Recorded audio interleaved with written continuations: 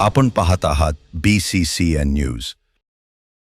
वार्षिक जिल्हा विकास आराखड्यात वाढीव निधीचा आग्रह. 547 कोटींची मर्यादा तर 1415 कोटीची मागणी.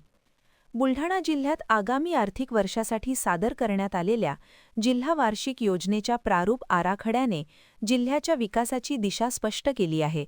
यंदाचा आराखडा केवळ निधी वाटपापुरता मर्यादित न राहता लोणार व सिंदखेड राजा विकास, शेतकरी प्रश्न, शिक्षण व्यवस्था आणि पर्यटन या 4 प्रमुख स्तंभांभोवती केंद्रित असल्याचे दिसून आले. नुकत्याच झालेल्या बैठकीत 547 कोटी 77 लाख रुपयांच्या कमाल मर्यादेतील जिल्हा वार्षिक योजनेचा आराखडा सादर करण्यात आला.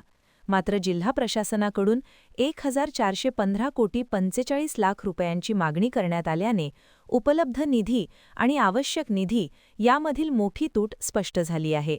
त्यामुळे वाढीव निधीसाठी राज्यस्तरावर पाठपुरावा करण्याशिवाय पर्याय नसल्याचेही या बैठकीत अधोरेखित करण्यात आले.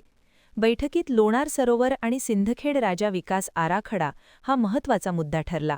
या दोन्ही ठिकाणी प्रभावी व सर्वांगीण विकास कामांसाठी स्वतंत्र तरतूद करण्याचे संकेत पालकमंत्र्यांनी दिले. या बैठकीस पालकमंत्री मकरंद जाधव पाटील, सहपालकमंत्री संजय सावकारे, कामगार मंत्री आकाश फुंडकर आणि आमदार मनोज काईंदे हे ऑनलाईन सहभागी झाले होते.